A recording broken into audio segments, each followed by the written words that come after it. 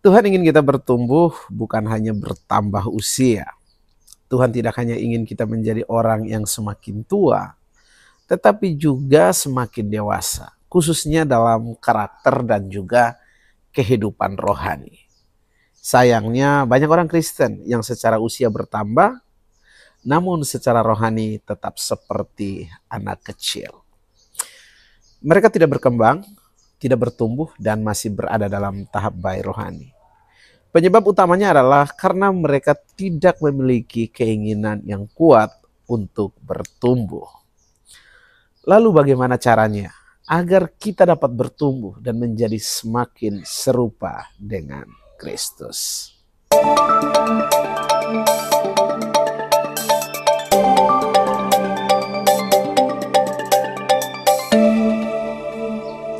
Hai teman-teman semua, selamat datang kembali di channel ini. Hari ini kita akan belajar bagaimana cara agar kita bisa bertumbuh dewasa dalam Kristus. Bukan cuma usia kita yang semakin hari semakin bertambah, tetapi juga karakter kita, sikap kita semakin bertambah dewasa dan semakin menyerupai Yesus Kristus. Nah, mengertilah bahwa pertumbuhan rohani tidak terjadi secara otomatis. Pertumbuhan rohani adalah hasil dari komitmen dan kesadaran pribadi. Makanya kita perlu memilih untuk memiliki keinginan agar bisa bertumbuh. Memutuskan untuk bertumbuh, melakukan tindakan-tindakan nyata supaya kita bisa bertumbuh. Dan yang terpenting adalah konsisten di dalam proses pertumbuhan itu. Komitmen yang kita pilih hari ini itu akan membentuk siapa diri kita di masa depan kita nanti. Berulang kali saya selalu bilang, siapa kita hari ini adalah hasil dari keputusan-keputusan masa lalu. Dan siapa kita di masa depan itu dibentuk oleh keputusan-keputusan dan pilihan-pilihan yang kita buat hari ini. Jadi kalau kita pengen masa depan kita, di hari esok kita semakin bertumbuh menjadi dewasa di dalam Kristus, maka pilihannya kita harus buat hari ini. Jadi menjadi dewasa dalam Kristus bukan sesuatu yang terjadi begitu saja. Itu adalah pilihan dan komitmen. Supaya kita bisa bertumbuh secara dewasa, kita harus mengerti hal ini, yaitu ada peran Tuhan dan peran kita dalam proses pertumbuhan itu. Saya ajak kita untuk perhatikan apa yang dicatat di dalam Filipi pasal 2 ayat 12 dan 13 dikatakan. Kerjakanlah keselamatanmu dengan takut dan gentar. Kalimat selanjutnya, karena Allah lah yang mengerjakan di dalam kamu baik kemauan maupun pekerjaan menurut kerelaannya. Ayat ini menjelaskan dua peran dalam pertumbuhan rohani. Kalimat pertama yaitu kerjakan keselamatanmu. Itu adalah bagian kita. Dan kalimat selanjutnya dikatakan Allah mengerjakan di dalam kamu. Itu bagiannya Tuhan. Jadi pertumbuhan rohani adalah kerjasama antara kita dan Roh Kudus. Jadi pertumbuhan rohani bukan hanya karena usaha kita, tetapi ada pertolongan Roh Kudus. Kalau masih ingat video beberapa waktu lalu saya sebut, kemampuan kita terbatas untuk membawa kita bertumbuh semakin menyerupai Yesus. Dan kita bersyukur kepada Tuhan pada waktu Yesus mati di kayu salib. Sebelum dia kembali ke sorga, dia mencurahkan Roh Kudus, memberikan kepada kita Roh Kudus yang sudah ada dalam diri kita. Jadi Roh Kudus akan membantu kita untuk bertumbuh semakin menyerupai dengan Kristus. Nah, perlu digarisbawahi bahwa ayat yang tadi itu tidak berbicara tentang bagaimana kita diselamatkan. Saya ulang. Ayat yang tadi tidak sedang berbicara tentang bagaimana supaya caranya kita diselamatkan. Tetapi dia berbicara tentang bagaimana kita bertumbuh setelah kita diselamatkan. Ingat, keselamatan itu adalah anugerah, bukan sesuatu yang bisa kita usahakan.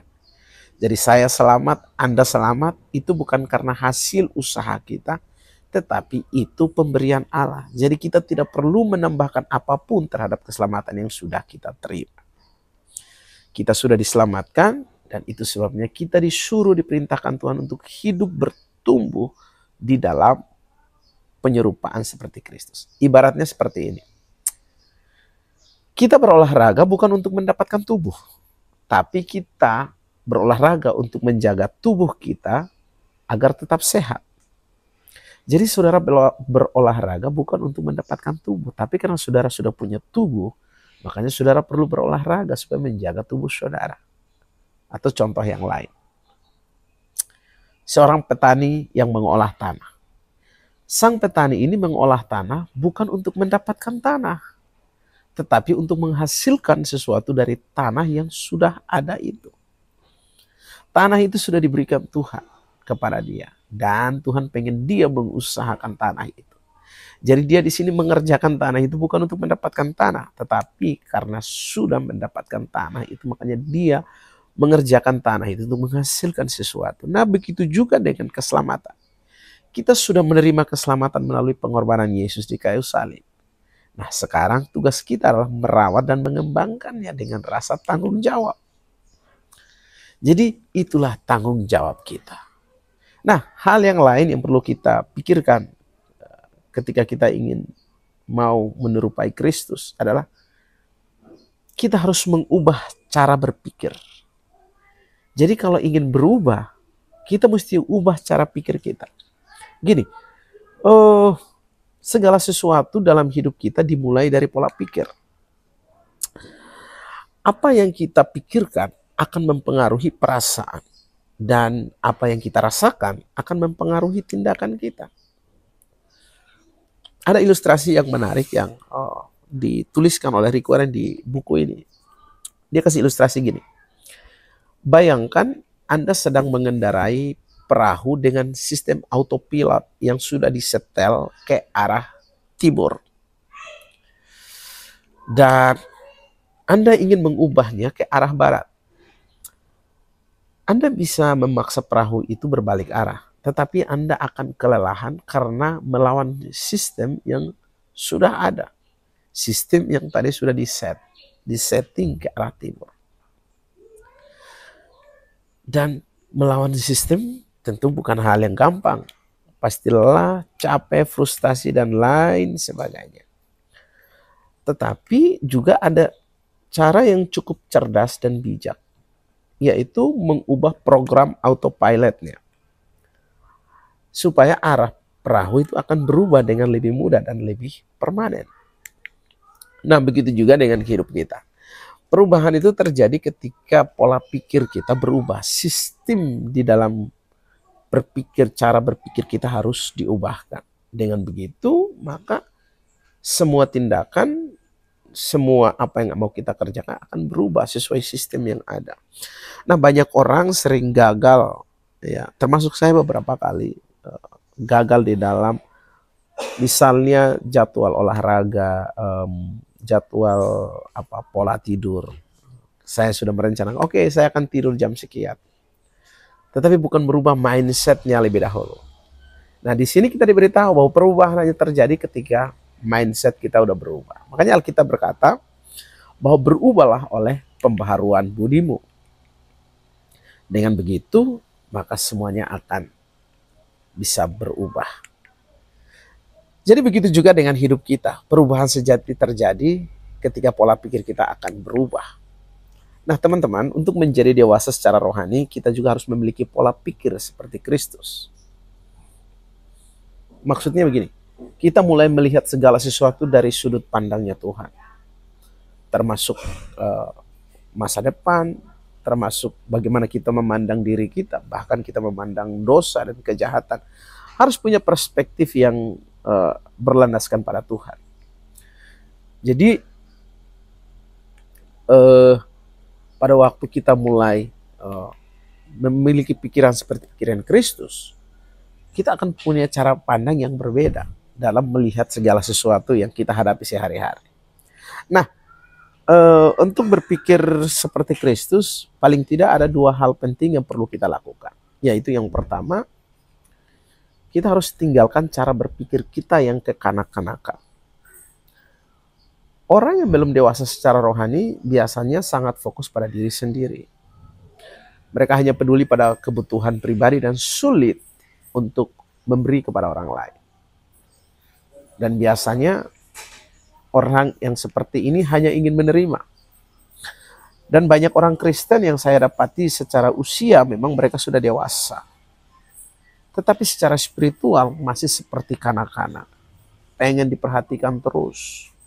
Ngomentarin aja semua hal yang tidak sesuai dengan kemauan mereka. Padahal mereka melupa bahwa orang dewasa tidak akan ngotot dengan kemauannya sendiri. Nah, yang kedua itu mulai berpikir secara dewasa. Dewasa secara rohani itu artinya gini, kita mulai memikirkan orang lain, bukan hanya diri sendiri. Ada banyak orang mengukur kedewasaan rohani dari seberapa banyak pengetahuan Alkitabiah yang mereka miliki. Dan juga seberapa banyak doktrin yang mereka tahu. Tapi sesungguhnya kedewasaan rohani lebih dari sekedar pengetahuan. Itu juga soal karakter dan perilaku. Kekristenan itu bukan hanya soal doktrin, tetapi tentang hubungan dan gaya hidup. Dan gaya hidup Kristus adalah peduli pada orang lain, bukan mementingkan diri sendiri. Jadi memiliki pola pikir Kristus atau sama seperti Kristus memang tidak mudah ya. Itu bertolak belakang dengan budaya dunia dan seringkali terasa sulit. Tetapi kita tidak sendirian. Roh Kudus tinggal dalam kita dan selalu siap menolong kita untuk terus bertumbuh dalam kedewasaan rohani. Jadi kesimpulan yang bisa kita dapatkan dari pembelajaran hari ini adalah yang pertama, mengertilah bahwa pertumbuhan rohani adalah keputusan sadar, bukan proses otomatis. Kita tidak menjadi dewasa rohani hanya karena usia atau karena lama jadi Kristen. Dibutuhkan komitmen, kemauan, dan ketekunan untuk bertumbuh. Yang kedua, ada dua pihak dalam pertumbuhan rohani, yaitu Tuhan dan kita. Tuhan memberi anugerah dan bekerja dalam kita. Roh Kudusnya membantu kita untuk bertumbuh. Tetapi kita punya tanggung jawab untuk mengerjakan pertumbuhan rohani kita. Artinya mengembangkan hidup baru yang sudah diberikan Kristus. Yang ketiga, perubahan dimulai dari pola pikir. Kalau ingin bertumbuh seperti Kristus, kita perlu mengubah cara berpikir kita. Bukan hanya berusaha secara lahiriah, tetapi dengan bantuan Roh Kudus. Yang keempat, kedewasaan rohani itu ditandai dengan kepedulian terhadap orang lain. Semakin mirip Kristus, kita akan semakin tidak egois dan semakin mau melayani. Dan yang kelima, Roh Kudus adalah penolong kita dalam pertumbuhan rohani. Kita tidak harus bertumbuh sendirian. Roh Kudus menolong kita untuk mengembangkan karakter Kristus dalam hidup sehari-hari. Tuhan Yesus memberkati kalian semua.